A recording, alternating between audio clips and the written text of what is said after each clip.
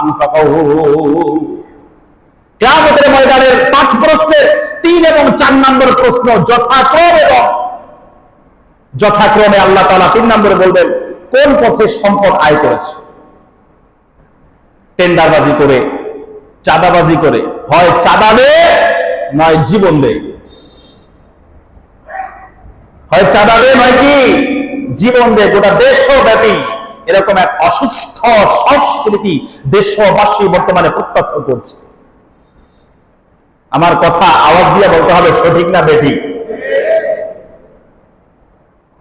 One মালিহি, কোন পথে আয় করে। মনে করেন রাজনীতি দিয়া ধান্দা ফান্দা সব বন্ধ হয়ে গেছে, দেখবেন এই অসুস্থ রাজনীতিতে অংশগ্রহণের মাত্রা পাল্লা একসময় ডাইনোসরের মতো বিলুপ্ত প্রায় হয়ে যাবে।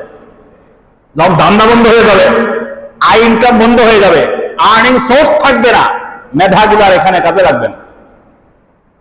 চিন্তা করে, এখানে ধান্দা আছে, ধান্দা আছে, ফন্দি ফিকির আছে, পয়সা আছে, ক্ষমতা আছে, সামান্য ওয়ার্ড পর্যায়ের নেতা, বিশাল বড় বাড়ি গাড়ির মালিক, পাইলো কোথায়? বিশাল বড় রিসোর্টের মালিক। কথাগুলো বললে অনেকে হয়তো রাগ করতে পারেন, কিন্তু কিছু করার নাই। আল্লাহ তাআলা কোরআনে এবং আল্লাহ নবী হাদিসে বিভিন্ন জায়গায় কখনো অ্যান্টিবায়োটিক, কখনো সিরাপ ব্যবহার করেছেন। আমরা তাদের ওয়ারিস উত্তরাধিকারী। তো যখন উম্মতকে আমাদের শুধরানোর প্রয়োজন হয়, তো প্রেসক্রিপশনে সবসময় সিরাপ দিতে পারি না, মাঝে মাঝে আমরা হায়ার অ্যান্টিবায়োটিক, পেইন কিলার এগুলো প্রেসক্রাইব করি আমরা। আমার কথা আপনারা কতটুকু বুঝতেছেন আমি জানি না। কথা বুঝতেছেন আপনারা?